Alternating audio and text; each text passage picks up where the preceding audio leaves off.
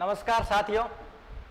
तालीम की समा से रोशन जहां होती है, जो जानता है पढ़ ले सुल्तान वही होता है। अवसर एकेडमी के इस प्लेटफॉर्म पर आपका एक बार फिर से स्वागत है। राजस्थान पॉलिटी की पिछली क्लास के अंदर हमने मुख्यमंत्री के ऊपर चर्चा परिचर्चा का दौर शुरू कर दिया था और उसके अंदर संवैधानिक प्रावधान जो मुख्यमंत्री के संबंध में हमारे संविधान के अंदर है, चाहे वो आर्टिकल 163 हो, 164 हो या फिर आर्टिकल 167 में मुख्यमंत्री की दायित्व जो राज्यपाल के प्रति है, वो भी हमने पिछली क्लास के अंदर देख लिए थे। आज की क्लास में उस पिछली क्लास से जो हमने मुख्यमंत्री एक एक करके शुरू कर दिए थे और शुरुआत के 6 मुख्यमंत्री जो पढ़ लिए उनको वापस एक बार मैं रिवीजन करवा देता हूं और फिर आज की क्लास को शुरू करते हैं। तो हमने सबसे पहले मुख्यमंत्री के रूप में हीरालाल शास्त्री को पढ़ा, फिर उसके बाद CS वेंकटाचार्य राजस्थान के मुख्यमंत्री रहे और उसके बाद जयनारायण व्यास राजस्थान के मुख्यमंत्री रहे। ये शुरुआती 3 राजस्थान के मुख्यमंत्री मनोनीत मुख्यमंत्री के रूप में रहे। उसके बाद 1952 के अंदर सबसे पहले देशव्यापी आम चुनाव होते हैं और केंद्र और राज्यों के अंदर साथ साथ चुनावी प्रक्रिया होती है। और उस समय जब राजस्थान की पहली विधानसभा बनती है और निर्वाचित मुख्यमंत्री के रूप में टीकाराम जी पालीवाल राजस्थान के पहले इलेक्टेड CM बनते हैं। फिर टीकाराम पालीवाल के बाद जयनारायण व्यास मुख्यमंत्री बनते हैं और 1954 में मोहनलाल सुखाड़िया मुख्यमंत्री बनते हैं। 54 से लेकर 1971 तक सुखाड़िया साहब 17 वर्ष तक, हालांकि 17 से थोड़ा कम, लगभग 16 वर्ष और 294 दिन तक सुखाड़िया साहब CM रहते हैं। तो ये वाली चर्चा हमने पिछली क्लास में कर ली। आज हम देखेंगे कि सुखाड़िया के बाद राजस्थान के जो CM रहे और वर्तमान में भजनलाल जी शर्मा जो राजस्थान के CM है, उन तक एक एक करके हम चर्चा वापस शुरू करते हैं। तो सबसे पहले हमने देखा, पहले CM रहे हीरालाल शास्त्री।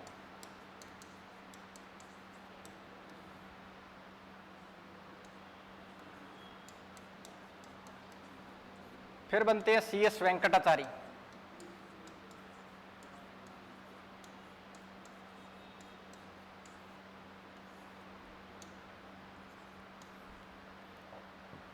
फिर तीसरे CM बनते हैं जयनारायण व्यास।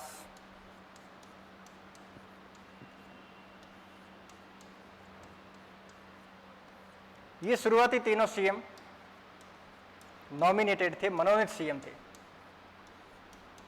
ये कल की क्लास में हमने देख लिया था। फिर इनके बाद चौथे CM टीकाराम पालीवाल,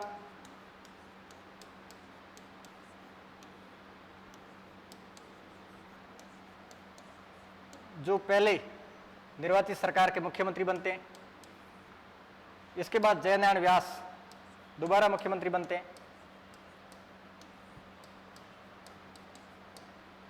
और फिर मोहनलाल सुखाड़िया। यहां तक हमने कल की क्लास में कर लिया था। आज इससे आगे शुरू करते हैं। ये 1954 से लेके 1971 तक राजस्थान के CM रहे। सर्वाधिक लंबे कार्यकाल तक और सर्वाधिक बार 4 बार CM रहने वाले व्यक्तित्व थे मोहनलाल जी सुखाड़िया।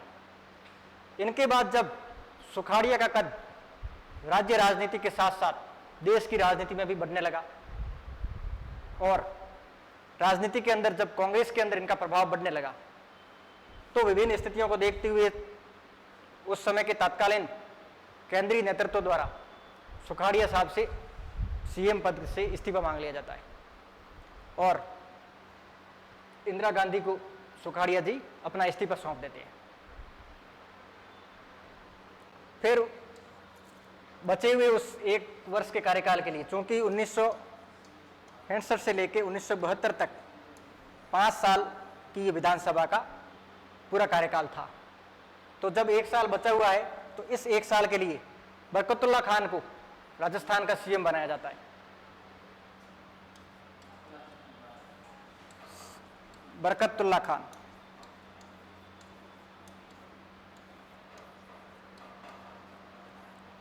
ये CM बनते हैं राजस्थान के 1971 में, 71 से 72। बरकतुल्ला खान राजस्थान के एकमात्र और पहले अल्पसंख्यक समुदाय से आने वाले मुख्यमंत्री हैं। इनके बाद कोई अल्पसंख्यक समुदाय से मुख्यमंत्री बना नहीं, कोई मुस्लिम समुदाय से मुख्यमंत्री बना नहीं।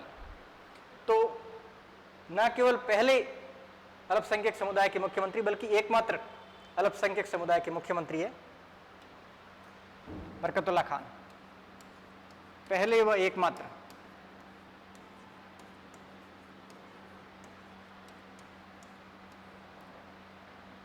अल्पसंख्यक मुख्यमंत्री।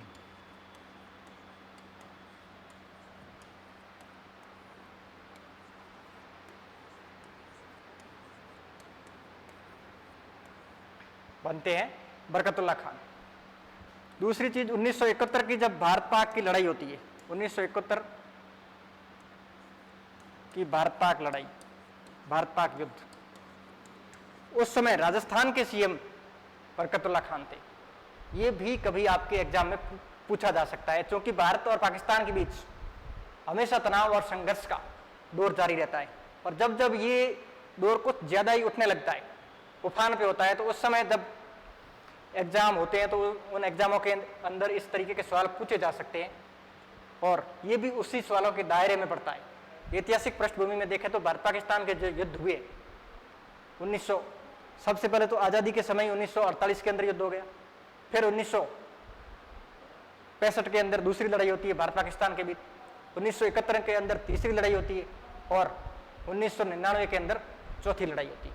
पांचवीं का अभी थोड़ा माहौल बन रहा था, और ज़्यादातर देशवासी ये सोच भी रहे थे कि हो सकता है लड़ाई हो जाए, लेकिन किसी न किसी तरीके से लड़ाई को टाल दिया गया, और टाला जाना भी बेहतर था।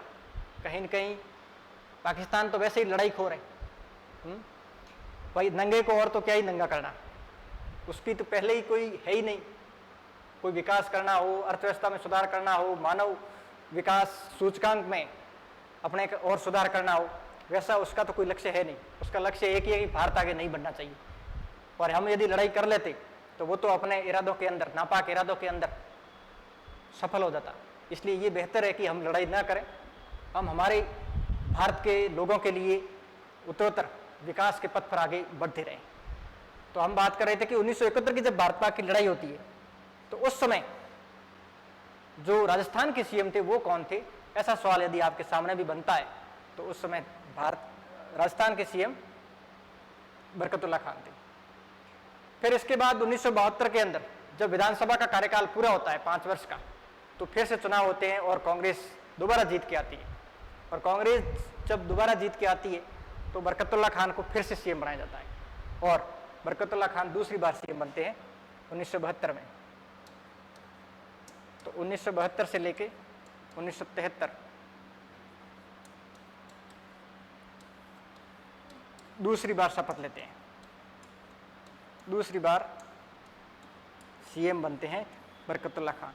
और 1973 के अंदर बरकतुल्लाह खान हृदयाघात से, हार्ट अटैक से इनकी मृत्यु हो जाती है। तो ये राजस्थान के एक ऐसे मुख्यमंत्री थे जिनकी पद पर रहते मृत्यु हो गई, अपने कार्यकाल के दौरान मृत्यु हो गई। तो इनकी कार्यकाल के दौरान मृत्यु, कार्यकाल के दौरान, या आप ये भी कह सकते हैं कि पद पर रहते हुए, पद पर रहते हुए मृत्यु हो जाती है। फिर जब इनकी आकस्मिक मृत्यु हो जाती है तो जो सीएम बनाए जाते हैं वो है हरदेव जोशी।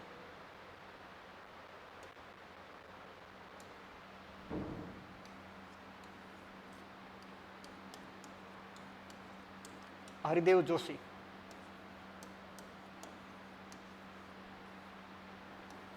हरदेव जोशी सीएम बनते हैं 1973 में, और 73 से लेकर 1977 तक राजस्थान के मुख्यमंत्री रहते हैं।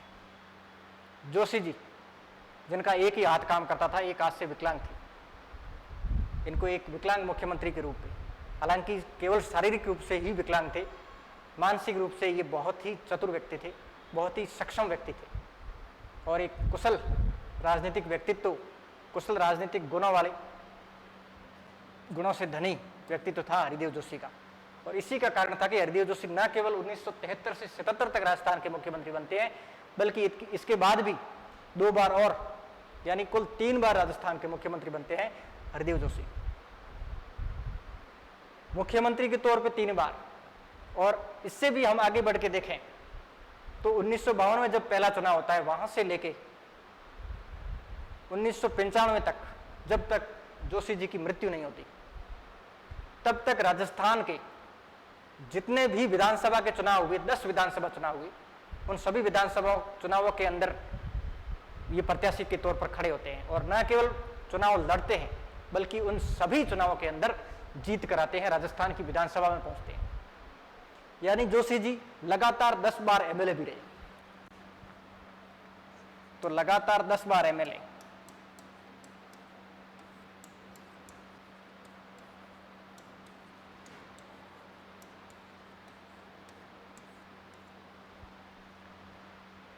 हरदीप जोशी। फिर 1977 के अंदर राष्ट्रपति शासन लगा दिया जाता है और राष्ट्रपति शासन के द्वारा इनका जो कार्यकाल है वो पूर्ण हो नहीं पाता है और फिर से विधानसभा के चुनाव करवाए जाते हैं और उन चुनावों के अंदर काफी उथल पुथल होता है। और जो अब तक कांग्रेस के प्रभुत्व का दौर चला आ रहा था, कांग्रेस के प्रभुत्व का दौर इसलिए क्योंकि 1952 से हम मुख्यमंत्रियों की चर्चा कर रहे हैं और सारे मुख्यमंत्री एक ही पार्टी के बने हैं, वो है Congress party, Indian national Congress के मुख्यमंत्री बन रहे हैं। तो 1977 के चुनाव में ये चीज कुछ नई देखने को मिलती है कि पहली बार कांग्रेस की हार होती है और गैर कांग्रेसी मुख्यमंत्री बनते हैं। तो हम देखते हैं कि गैर कांग्रेसी मुख्यमंत्री अगले कौन बनते हैं।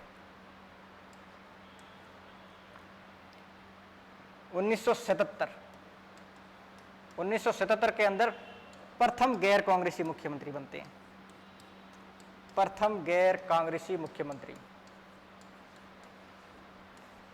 और प्रथम गैर कांग्रेसी मुख्यमंत्री बनते हैं कौन? भैरों सिंह जी शेखावत। भैरों सिंह शेखावत। भैरों सिंह शेखावत 1977 से लेके 1980 तक राजस्थान के सीएम रहते हैं। और इनकी पार्टी कौन सी थी?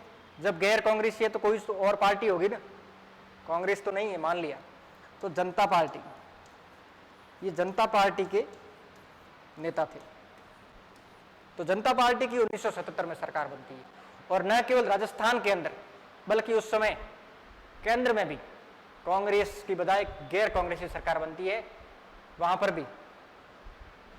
और विभिन्न राज्यों में कांग्रेस की हार होती है क्योंकि 1975 का जो आपातकाल था, उस आपातकाल ने कांग्रेस के विरोध में एक पूरा माहौल खड़ा कर दिया था देश भर के अंदर। क्योंकि लोगों को ये एहसास होने लगा कि हमने जो आज़ादी प्राप्त की वो इस तरीके के किसी निरंकुश शासन को प्राप्त करने के लिए नहीं की थी, बल्कि हमने लोगों के शासन के लिए की थी। और अब लोगों के शासन की बात है तो हमें कांग्रेस की बजाय, जब कांग्रेस निरंकुश होती जा रही है, क्योंकि आपातकाल में एक निरंकुश रवैया देखने को मिला था, तो उससे बचने के लिए जरूरी है कि गैर कांग्रेसी सरकारों का निर्माण राज्यों के अंदर और देश की सरकार में किया जाए।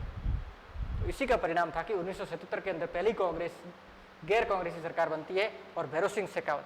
कई बार आपको एग्जाम के अंदर BS शेखावत भी देखने को मिल सकता है और एग्जाम टाइम में हमें ज्यादा दिमाग पर जोर डाल नहीं पाते हैं यदि चीजें पहले से पढ़ी हुई नहीं होती। तो BS शेखावत को देख के कंफ्यूज नहीं होना है। BS शेखावत यानी भैरों सिंह जी शेखावत, राजस्थान के पहले गैर कांग्रेसी मुख्यमंत्री। इनको बाबूसा के नाम से भी जाना जाता है, इनका उपनाम है बाबूसा। एक हरदीप जोशी के समय और आप फैक्ट ऐड कर लो, 1975 का आपातकाल।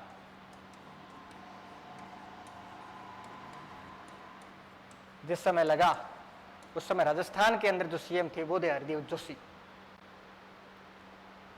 भैरों सिंह शेखावत की उपाधि हम बात कर रहे थे बाबूसा, बाबूसा के नाम से भी इन्हें जाता रहता है। फिर भैरों सिंह शेखावत 1977 से 80 राजस्थान के मुख्यमंत्री रहते। इसके बाद 1990 से 92 और 1993 से 98 यानी कि कुल 3 बार मुख्यमंत्री बनते हैं। इसके साथ साथ राजस्थान के ये एकमात्र ऐसे मुख्यमंत्री थे जो भारत के उपराष्ट्रपति भी रहते हैं। तो BS शेखावत भारत के उपराष्ट्रपति भी रहते हैं। और उपराष्ट्रपति रहते हैं उस समय जब राष्ट्रपति हुआ करते थे कलाम साहब 2002 से 7, 11वें उपराष्ट्रपति भैरव सिंह जी शेखावत। फिर 1980 के अंदर फिर से राष्ट्रपति शासन लगता है। राजस्थान के अंदर अपन राष्ट्रपति शासन के संदर्भ में बात करें तो अभी तक कुल 4 बार राष्ट्रपति शासन लगा है। 1967 के अंदर 1967 के अंदर पहली बार राष्ट्रपति शासन लगा, फिर 1977 के अंदर लगा, फिर 1980 के अंदर, और चौथा और अंतिम राष्ट्रपति शासन 1992-93 के अंदर लगा। राष्ट्रपति शासन के दौरान राज्यों के अंदर जो सरकार होती है उसको, राज्यों के अंदर जो मंत्रिपरिषद होती है उसको बर्खास्त कर दिया जाता है और नई मंत्रिपरिषद का निर्माण किया जाता है। और यहाँ तक कि कई बार ऐसा भी होता है कि विधानसभा को भी भंग कर दिया जाता है। तो 1980 के अंदर हम बात कर रहे हैं कि 1970 से लेकर 80 तक ही भैरव सिंह शेखावत सीएम रहे, 5 साल तक सीएम नहीं रहे थे। और राष्ट्रपति शासन के द्वारा विधानसभा भंग कर दी जाती है और नए सिरे से फिर चुनाव कराए जाते हैं। ये पहली बार हुआ जब विधानसभा अपना कार्यकाल 5 साल पूरा नहीं कर पाई और मध्य अवधि चुनाव होते हैं 1980 के अंदर। मध्य अवधि चुनाव उसे कहते हैं जब 5 साल पूरा टेन्योर विधानसभा का नहीं हो और उससे पहले विधानसभा को भंग कर दिया जाए और नए सिरे से चुनाव किए जाए। यानी अभी के अपन दृष्टिकोण से, अभी के संदर्भ में देखें तो 2023 के अंदर राजस्थान में चुनाव हुए। अब 23 से एक तरीके से देखें तो वापस 2028 के अंदर 5 साल पूरे होते हैं और उस समय चुनाव होने चाहिए। लेकिन कुछ स्थितियां ऐसी बन जाए और 2028 की बजाय उससे पहले ही चुनाव करवाने पड़ जाए तो वो होते हैं मध्य अवधि चुनाव। यानी कि जो अवधि थी उस अवधि के मध्य में ही चुनाव करवा लिए गए। तो ऐसा पहली बार हुआ 1980 के अंदर, जो कि छठी विधानसभा थी। छठी विधानसभा के दौरान पहली बार मध्य अवधि चुनाव करवाए गए। तो 1980 के अंदर होते हैं चुनाव, तो पहली बार मध्य अवधि चुनाव।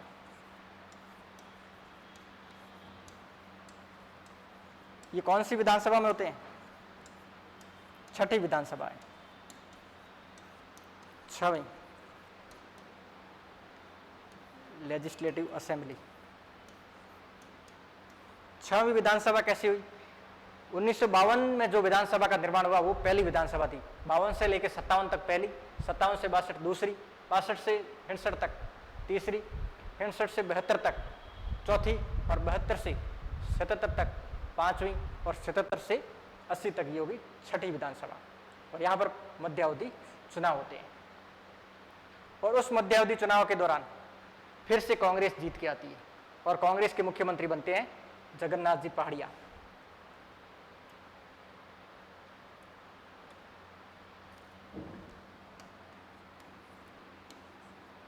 जगन्नाथ पहाड़िया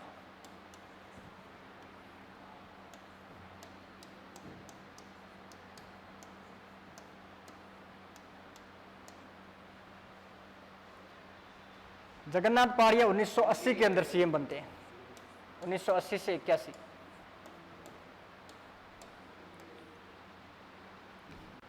ये अनुसूचित जाति से पहले मुख्यमंत्री बनते हैं। अनुसूचित जाति यानी कि शेड्यूल्ड कास्ट, एससी के फर्स्ट मुख्यमंत्री, और ये बिलोंग करते हैं भुसावर भरतपुर से।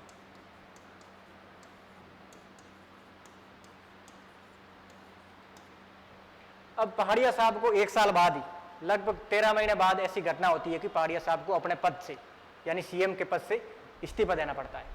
तो ऐसी क्या घटना होती है? तो उस समय 1981 के अंदर जयपुर में जो रंगमंच है, रविंद्र रंगमंच, वहां पर एक साहित्यिक सम्मेलन हो रहा था। और उस साहित्यिक सम्मेलन के दौरान महादेवी वर्मा उस साहित्यिक सम्मेलन की मुख्य अतिथि थी। पहाड़िया साहब उसकी अध्यक्षता कर रहे थे।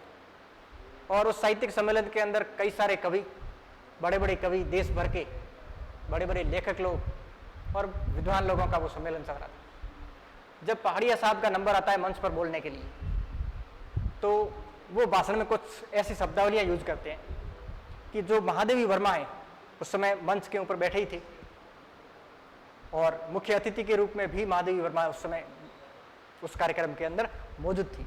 तो उन्हीं की मौजूदगी में पहाड़िया जी भाषण देते हैं और कहते हैं कि महादेवी वर्मा की जो कविताएं हैं वो इतनी कठिन होती है कि आम लोगों को समझ में ही नहीं आती। आम लोगों को तो छोड़ो, मेरे को भी समझ में नहीं आती। तो इस तरीके की बयान देते हैं और उसके साथ साथ ये भी कहते हैं कि आज के कवियों को ऐसी कविताएं लिखनी चाहिए जो आम लोगों को समझ आ सके। और ये वाली बात उस समय जो पूरा साहित्यिक सम्मेलन चल रहा था उसके अंदर बड़ी ही दृष्टि से देखी जाती है और कवियों के अपमान के रूप में देखी जाती है। सारे लोग स्तब्ध हो जाते हैं कि एक इतनी सम्मानित और चिर प्रतिष्ठित कवियत्री महादेवी वर्मा के ऊपर इस तरीके की टिप्पणी की गई। और ये जो बात जगन्नाथ पहाड़िया ने तो हालांकि जो अपने मन की बात थी, अंदर की बात थी, वही कही। उनको तो भाई नहीं समझ आ रही थी इसलिए उन्होंने मंच पे बोल दी, लेकिन ये बात बवाल बन जाती है। और ये बवाल उठते उठते न केवल कवियों तक सीमित रहता है बल्कि राजनीतिक रूप ले लेता है और ये केंद्रीय नेतृत्व तक पहुंचता है। चूंकि महादेवी वर्मा पंडित जवाहरलाल नेहरू की मुंह बोली बहन हुआ करती थी और उन्हें तत्कालीन प्रधानमंत्री इंदिरा गांधी बुआ नाम से पुकारती थी। तो जब बुआ जी की भतीजी यानी इंदिरा गांधी को पता चलता है कि महादेवी वर्मा को लेके इस तरीके की टिप्पणी जगन्नाथ पहाड़िया ने की है, तो वो पहाड़िया साहब से इस्तीफा मांगते हैं और पहाड़िया साहब को महादेवी वर्मा पर इस टिप्पणी के कारण अपना सीएम पद गंवाना पड़ता है। तो महादेवी वर्मा पर टिप्पणी की, कमेंट किया और इनको देना पड़ा इस्तीफा। तो आप देख सकते हो कि एक कमेंट किस हद तक एक बवाल बन के रह गया और एक सीएम को अपने पद से इस्तीफा देना पड़ा। कई बार बात का अर्थ का अनर्थ हो जाता है और ये ही चीज यहां पर पहाड़िया साहब के साथ देखने को मिली। हालांकि राजनीतिक विश्लेषक ये भी बताते हैं कि ये तो केवल एक बहाना था, हो भी सकता है क्योंकि केंद्रीय नेतृत्व तो इसी इंतजार में हो कि कैसे एक व्यक्ति को सीएम पद से हटाया जाए और उन्हें उसी समय ये महादेवी वर्मा पर टिप्पणी वाला बहाना मिल गया हटाने के लिए पद से। क्योंकि उनकी राजनीतिक अक्षमता या फिर जो प्रशासनिक कार्यशैली थी उसके ऊपर केंद्रीय नेतृत्व को उस समय भरोसा थोड़ा कम था, इसलिए इनको पद छोड़ना पड़ा। और ये लगभग 13 माह के लिए 13 महीने के सीएम है, 13 महीने तक राजस्थान के सीएम रहते हैं पहाड़िया साहब। अब जब इनका इस्तीफा हो चुका है तो नया सीएम किसको बनाए? तो उस समय राजस्थान की राजनीति में माणिक्यलाल वर्मा के दामाद थे, उनका भी काफी दबदबा था और उन्हें अगले मुख्यमंत्री के रूप में बनाया जाता है शिवचरण माथुर को। शिवचरण माथुर ये शेष कार्यकाल के लिए मुख्यमंत्री बनाए जाते हैं। शेष कार्यकाल यानी 1981 तक तो पहाड़िया जी रह गए और 1985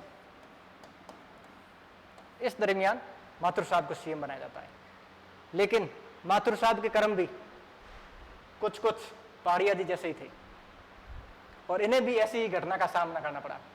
इनके वाली घटना तो फिर भी नॉर्मल बात से बवाल बन गई थी, लेकिन हम शिवचरण माथुर के साथ जो घटना हुई उसकी चर्चा करेंगे तो आप देखेंगे इनके साथ कुछ ज्यादा ही सीरियस मैटर हो गया था। तो इनको इस्तीफा देना पड़ता है डीग हत्याकांड के कारण।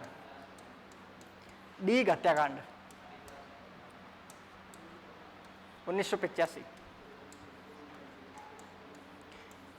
1985 विधानसभा का कार्यकाल पूरा होने ही वाला था। नए सिरे से चुनावों की घोषणा भी हो चुकी थी और पूरा चुनावी माहौल था। हम 1985 की बात कर रहे हैं। सभी जगह प्रत्याशी खड़े किए जा चुके थे और चुनावी रैलियों का दौर चल रहा था। उसी समय डीग के अंदर कांग्रेस प्रत्याशी के समर्थन में शिवचरण जी माथुर वहां पर रैली करने के लिए जाते हैं। क्योंकि उस समय तत्कालीन सीएम भी थे और वहां पर डीग में कांग्रेस प्रत्याशी के सामने जो प्रत्याशी थे वो थे भरतपुर के राजा थे मान सिंह। वो निर्दलीय प्रत्याशी के तौर पर डीग से चुनाव लड़ रहे थे। तो कांग्रेस का प्रत्याशी डीग से चुनाव लड़ रहा और सामने राजा मान सिंह जी चुनाव लड़ रहे थे। राजा मान सिंह का मानना था कि यहां पर जब डीग में मैंने पर्चा भर दिया है इसका मतलब मेरी जीत है। अब यहाँ चुनावों की कोई गुंजाइश ही नहीं है, क्योंकि राजाओं का स्वभाव पुराने राजतंत्र वाला अभी तक जिंदा ही था, लेकिन अब राजतंत्र तो नहीं, लोकतंत्र था, इसलिए चुनाव अवश्यंभावी थे। तो जब शिवचरण माथुर डीग, जो कि भरतपुर के अंदर पड़ता है, वहां पर चुनावी रैली के लिए पहुंचते हैं, तो पहले मना कर देते हैं राजा मानसिंह जी की यहां आप रैली मत कीजिए। जैसे आप मिर्जापुर में देखते हैं कि मुन्ना भैया ने फॉर्म भर दिया है चुनाव के लिए, इसका पर्चा भर दिया, मतलब उनकी जीत तय है, अब कोई चुनाव नहीं होंगे, कोई सामने खड़ा ही नहीं होने देंगे, चुनाव कैसे होंगे। तो कुछ ऐसा ही वाकया यहाँ पर हुआ। घर के अंदर हर कोई शेर होता है, तो उसीलिए डीग के अंदर मानसिंह जी सोच रहे हैं यहाँ तो हम ही जीतेंगे, ये तो हमारा घर है, यहाँ कोई बाहर का व्यक्ति आके अपने पक्ष में कैसे माहौल बना सकता है।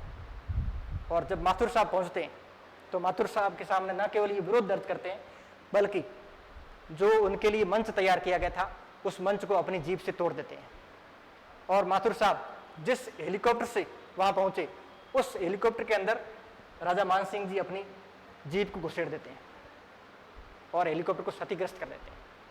तो न केवल ये कोई पार्टी का पदाधिकारी नहीं है, पार्टी के पदाधिकारी के साथ साथ राजस्थान का सीएम है, और राजस्थान के सीएम के साथ इस तरीके का बर्ताव, उनके हेलीकॉप्टर को क्षतिग्रस्त कर दिया मानसिंह जी ने अपनी जीप ठोक के।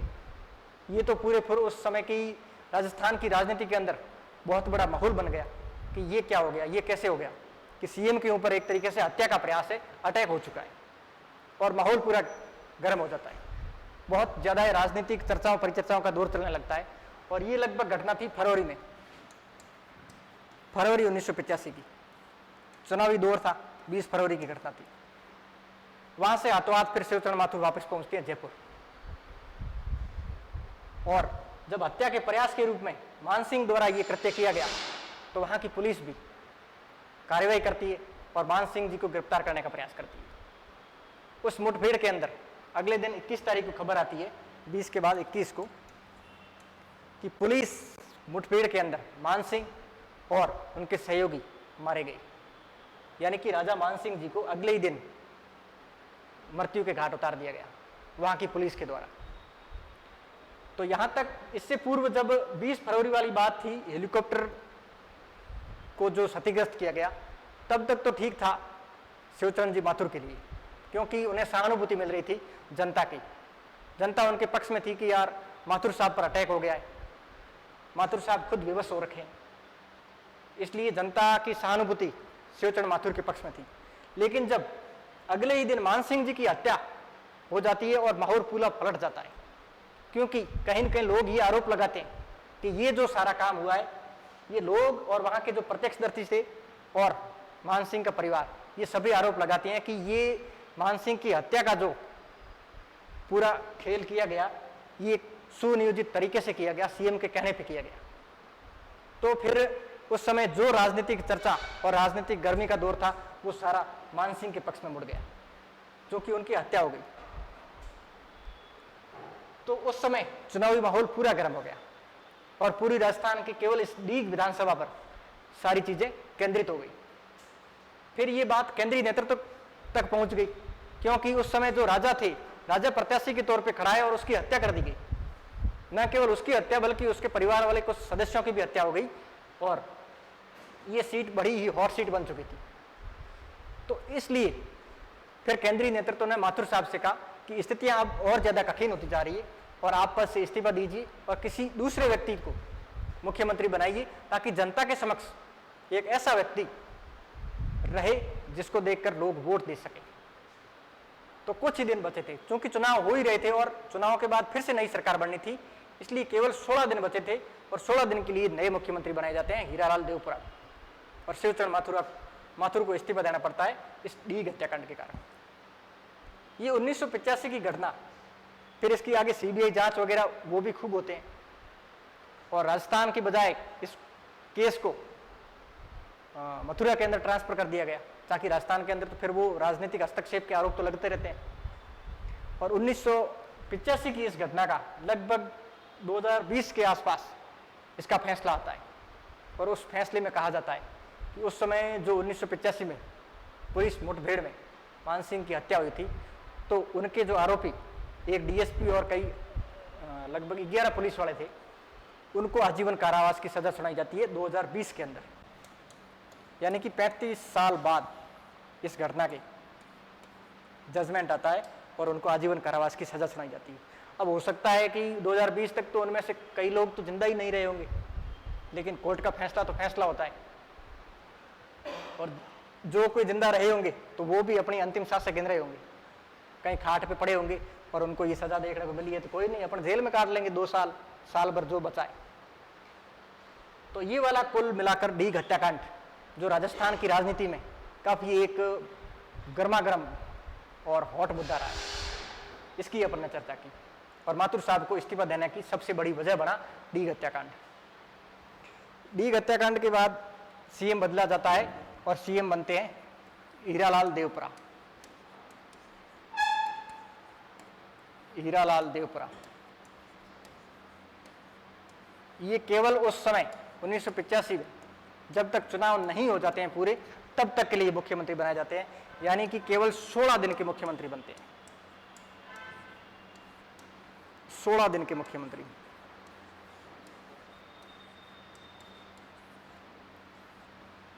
तो 16 दिन में तो क्या ही होता है, कोई व्यक्ति 16 दिन मुख्यमंत्री बने, शुरुआत में 2-4 दिन तो समझ ही नहीं पाता कि मैं क्या बन गया हूं, क्योंकि एकदम फटाक से तो बनाया गया व्यक्ति को।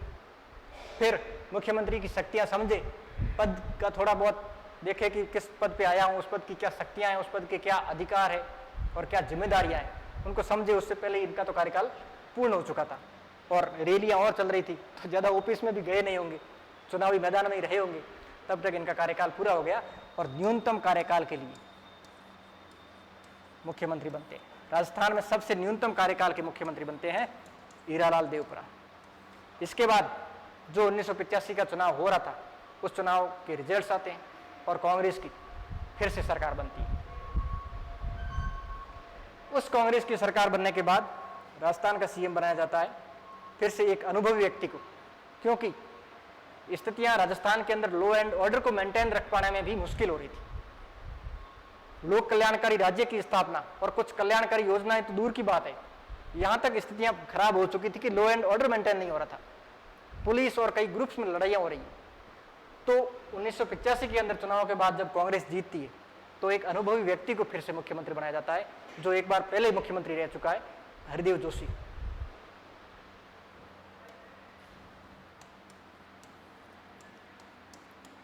हरिदेव जोशी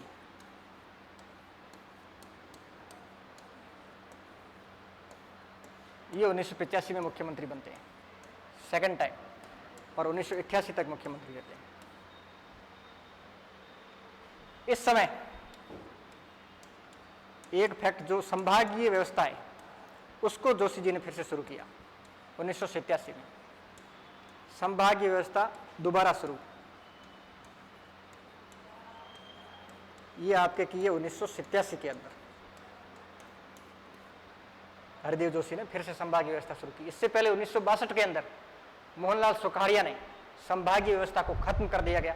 संभागीय व्यवस्था वो होती है जो प्रशासन के लिए बेहतर राज्य के प्रशासन को संभाल सके। इस हेतु राज्य के अंदर कई संभाग बना दिए जाते हैं, कई जिलों को एक साथ करके उन जिलों पर प्रशासनिक नियंत्रण के लिए संभाग बना दिए जाते हैं और वहां पर संभागीय आयुक्त को बैठा दिया जाता है। तो इसलिए जो संभागीय व्यवस्था है 1962 में जो मोहनलाल सुखाड़िया ने खत्म कर दी। इससे पहले 1950 के अंदर हीरालाल शास्त्री ने राजस्थान के अंदर संभागीय व्यवस्था की नींव रखी थी। फिर 62 में सुखाड़िया जी ने उसे खत्म किया और 1987 के अंदर फिर से हरिदेव जोशी ने उसे शुरू कर दिया, जो कि आज तक बरकरार है। आज भी राजस्थान के अंदर संभागीय व्यवस्था लागू है। हरिदेव जोशी के बाद माथुर साहब जो कि सीएम बने तो थे, लेकिन उनको बीच में ही हटा दिया हमने देखा कि इस डीग हत्याकांड के कारण। तो उनको फिर वापस राजी करने के लिए मुख्यमंत्री बनाया जाता है शिवचरण माथुर को। शिवचरण माथुर 1988 से लेके 1 साल के लिए। फिर भी चीजें संभल नहीं पाती है। 1 साल तक सीएम रहते हैं और आवश्यकता महसूस होती है कि जब 1990 के अंदर 5 साल पूरे हो जाएंगे तो फिर से कांग्रेस पार्टी को जनता के सामने जाना है वोट मांगने के लिए। तो जनता को जवाब क्या देंगे कि 5 सालों के अंदर क्या काम किया? काम तो कुछ बड़ा हुआ नहीं था। इसलिए फिर से मुख्यमंत्री चेंज किया जाता है। और हरदेव जोशी जो उस समय नॉर्थ ईस्ट के इतने बड़े और दूर के राज्य असम के अंदर राज्यपाल थे, वहां से जोशी जी को वापस बुलाया जाता है कि आप राज्यपाल का पद छोड़िए और आइए राजस्थान को संभालिए। तो हरिदेव जोशी वापस आते हैं और राजस्थान के सीएम बनते हैं तीसरी बार। 1990 से लेके एक ही साल बचा था, अब 90 में वापस चुनाव होने थे। तो जोशी जी को तीसरी बार सीएम बनते हैं हरदेव जोशी। फिर 1990 के अंदर विधानसभा के चुनाव होते हैं। इन चुनावों के अंदर चूंकि इससे पहले कांग्रेस का खूब दबदबा हुआ करता था, लेकिन 1980 के अंदर भारतीय जनता पार्टी के रूप में एक नए दल की स्थापना हो चुकी थी और अब वो नया दल काफी उभर रहा था और उस नए दल की सरकार बनती है और सीएम बनते हैं भैरों सिंह शेखावत। भैरों सिंह शेखावत बाबू साहब 1990 से 92 तक दूसरी बार सीएम बनते हैं। इससे पहले हमने देखा कि 1977 से लेकर 80 जो कि छठी विधानसभा थी, उस दौरान भी भैरों सिंह शेखावत सीएम थे। और 1992 के अंदर जो बाबरी मस्जिद विध्वंस होता है, बाबरी मस्जिद विध्वंस, इससे पूरे देश के अंदर सांप्रदायिकता फैल जाती है और धार्मिक उन्माद वाले इस माहौल के अंदर कई राज्यों की सरकारों को गिरा दिया जाता है और उसी का शिकार होती है राजस्थान की सरकार, भैरों सिंह शेखावत के नेतृत्व वाली सरकार। और राजस्थान के अंदर लगा दिया जाता है राष्ट्रपति शासन, जो आज तक का, यानी राजस्थान में जो 4 राष्ट्रपति शासन लगे हैं उनमें से सबसे लंबे समय का जो राष्ट्रपति शासन काल है वो 1992 से 93 का है, चौथा राष्ट्रपति शासन।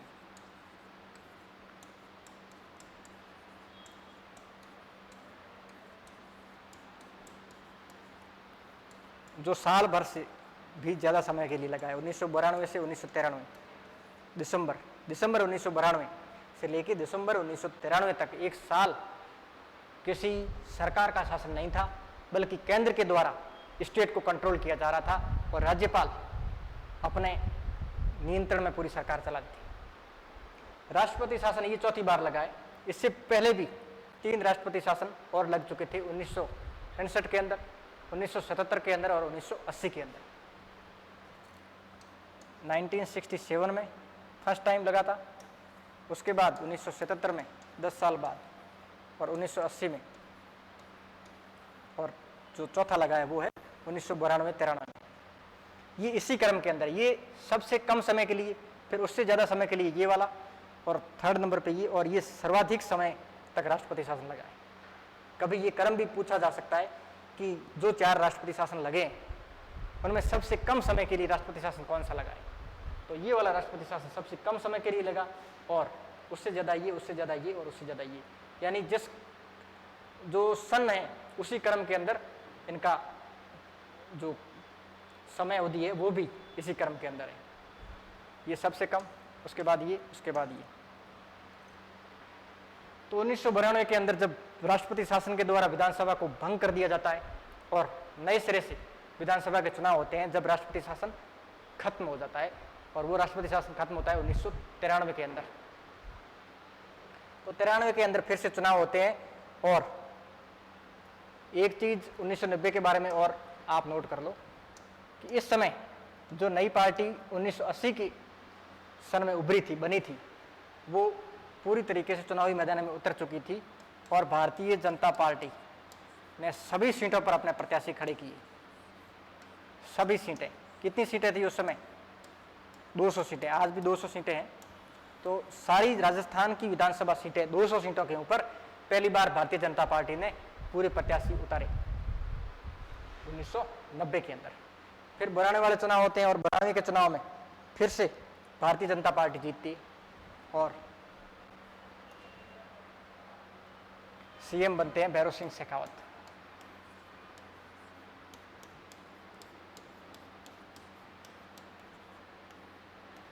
BS शेखावत। शेखावत साहब देख रहे हैं कि मैं 2 बार सीएम रह लिया, लेकिन अभी तक मेरे नसीब में ये हुआ ही नहीं कि मैं 5 साल पूरे कर पाऊं। जब 1977 में बने तो 80 में राष्ट्रपति शासन लग गया, दोबारा 90 के अंदर बने तो 92 के अंदर राष्ट्रपति शासन लग गया। लेकिन इस बार उनके नसीब बढ़िया थे और 1993 से लेके 1998 पूरे 5 साल तक राजस्थान के सीएम रहते हैं और तीसरी बार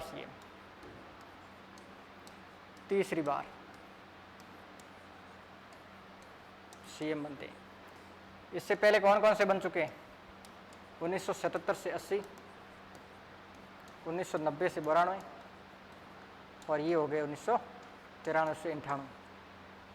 3 टाइम सीएम रह लेते हैं भैरव सिंह जी शेखावत। भैरव सिंह जी शेखावत का जो पहला कार्यकाल था उसके संबंध में एक बात आप और याद रखें कि 1977 के अंदर इन्होंने अंत्योदय योजना शुरू की थी।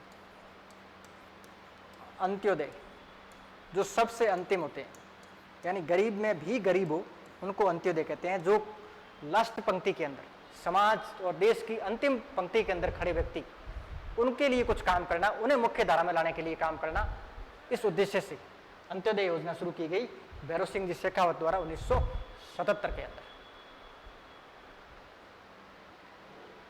तो 1998 के अंदर ये चीज हो गई और भैरव सिंह जी शेखावत अपना तीसरा कार्यकाल पूरा करते हैं।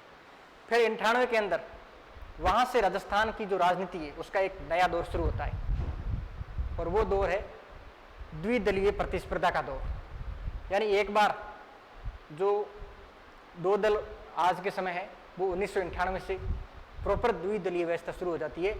यानी एक बार कांग्रेस की सरकार आती है और दूसरी बार भारतीय जनता पार्टी की सरकार आती है और लगातार किसी की सरकार नहीं बनती है, बल्कि एक बार बीजेपी, एक बार कांग्रेस, एक बार बीजेपी, एक बार कांग्रेस। तो इस तरीके की सरकारों का निर्माण 1998 से शुरू हो जाता है और यहां तक कहें कि 1993 से ही शुरू हो जाता है तो भी वो ज्यादा उचित ही होगा, क्योंकि 1993 में 93 से 98 भारतीय जनता पार्टी के नेतृत्व में सरकार बन रही है। फिर 98 से 2003 तक कांग्रेस, फिर बीजेपी, फिर कांग्रेस, फिर बीजेपी, फिर कांग्रेस, फिर अभी वापस भारतीय जनता पार्टी। तो इसके बाद 1998 के अंदर फिर से चुनाव होते हैं और 1998 से लेके 2005 तक जो सीएम बनते हैं उस व्यक्तित्व का नाम है अशोक गहलोत।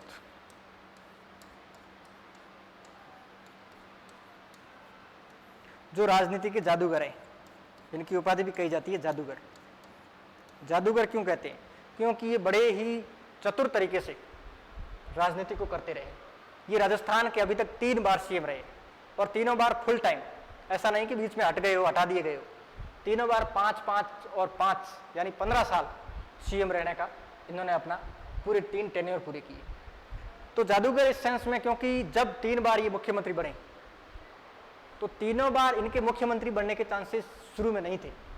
1998 में जब ये मुख्यमंत्री बनते हैं दिसंबर के अंदर, तो उस समय जो राजस्थान कांग्रेस थी उस कांग्रेस के प्रदेश अध्यक्ष हुआ करते थे परशुराम मदेरणा जी। ज्यादा और लगभग पूरे ये चांस थे कि मदेरणा जी राजस्थान के सीएम बनने वाले, लेकिन अशोक गहलोत पूरी स्थितियों को उलटते हुए पलटते हुए सीएम बनते हैं। और गहलोत साहब उस चुनाव के अंदर भाग भी नहीं लेते, चुनाव लड़ते नहीं है, एमएलए नहीं होते।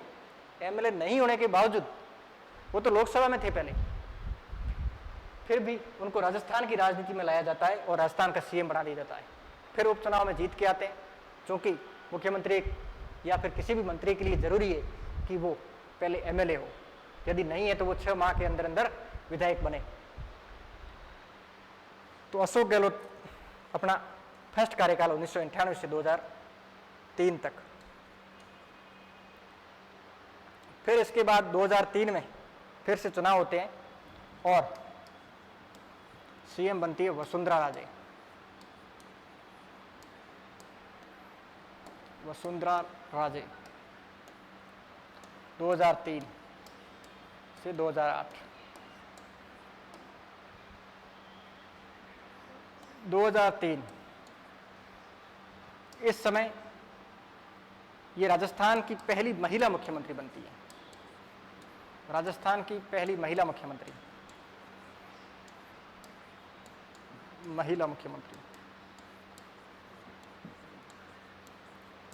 इसमें आप ये बताइए कि पहली महिला मुख्यमंत्री तो वसुंधरा राजे बन रही है 2003 के अंदर।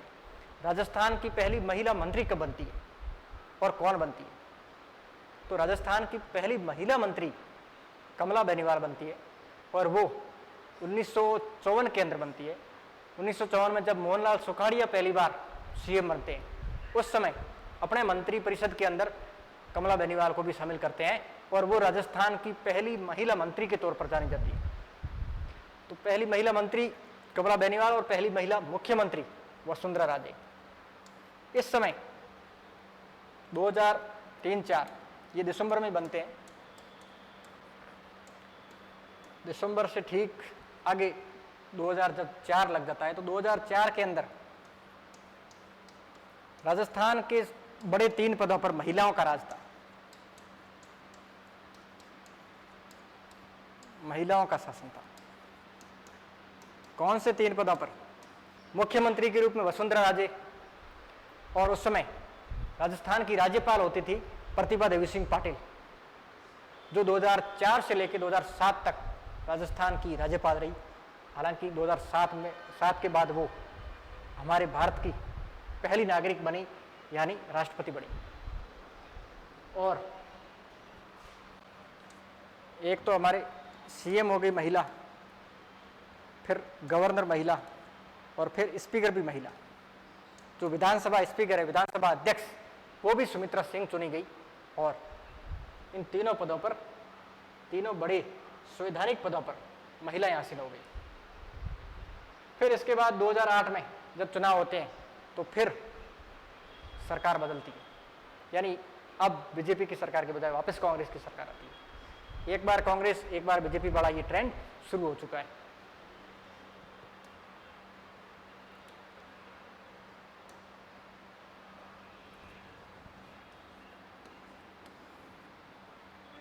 और दोबारा मुख्यमंत्री बनते हैं अशोक गहलोत। -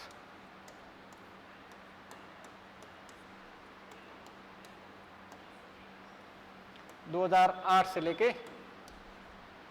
2013 तक। इस दौरान कई स्कीम्स भी चलाते हैं। राजस्थान के अंदर मेट्रो परियोजना की शुरुआत की भी यहीं से नींव रखी जाती है, और निःशुल्क दवा वितरण योजना भी 2011 के अंदर अशोक गहलोत के द्वारा इसी टाइम पीरियड के दौरान की गई। फिर 2013 से लेके वापस चुनाव में भारतीय जनता पार्टी की जीत होती है और सीएम बनती है वसुंधरा राजे।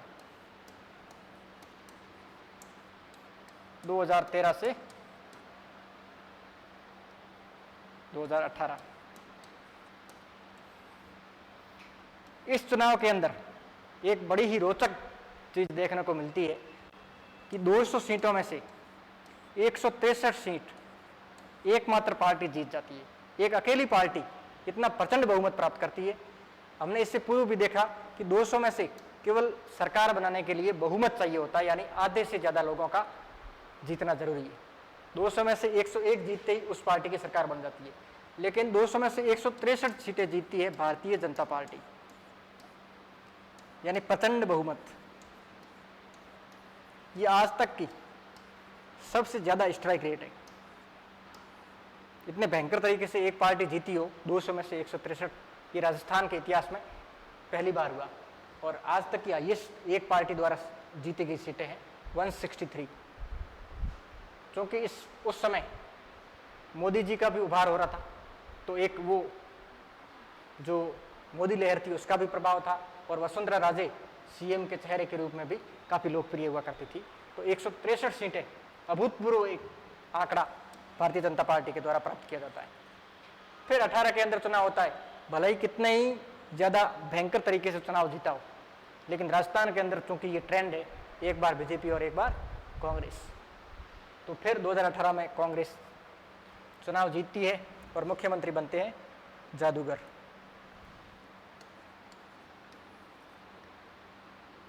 अशोक गहलोत।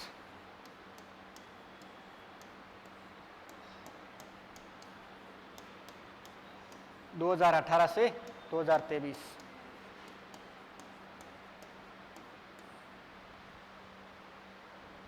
ये 17 दिसंबर को शपथ लेते हैं। क्योंकि यहां भी जादूगर हावी पड़ते हैं, क्योंकि ज़्यादा चांस और स्थितियां ये दिख रही थी, और जो कांग्रेस का केंद्रीय नेतृत्व है, चाहे सोनिया गांधी, राहुल गांधी, उनके द्वारा भी ये चाहा जा रहा था और लोग भी ये देख रहे थे कि इस बार नया सीएम देखने को मिल सकता है सचिन पायलट के रूप में। लेकिन इनकी राजनीतिक अनुभव और चातुर्य के कारण और इन्होंने फिर से जादू दिखाया और 5 साल के लिए सीएम बनते हैं। 2018 में सीएम बनते हैं, और न केवल सीएम बनते हैं बल्कि पूरे 5 साल तक के सीएम रहते हैं। और उस समय सचिन पायलट को साथ साथ उप मुख्यमंत्री बनाया जाता है। लेकिन पता नहीं क्या कारनामा करते हैं गहलोत साहब कि पायलट साहब फिर उप मुख्यमंत्री भी नहीं रहते और अकेले ही मुख्यमंत्री, गृह मंत्री, वित्त मंत्री सारे ही पद अशोक गहलोत खुद के पास रखते हुए 5 साल पूरे करते हैं 2023 तक। हो गई ना थोड़ी जादूगर वाली बात। फिर दोबारा 2023 के अंदर चुनाव होते हैं तो फिर सरकार बदलती है और इस बार भारतीय जनता पार्टी की सरकार बनती है और सीएम बनते हैं एक बीजेपी के सामान्य कार्यकर्ता भजन लाल जी शर्मा। 2023 से वर्तमान तक।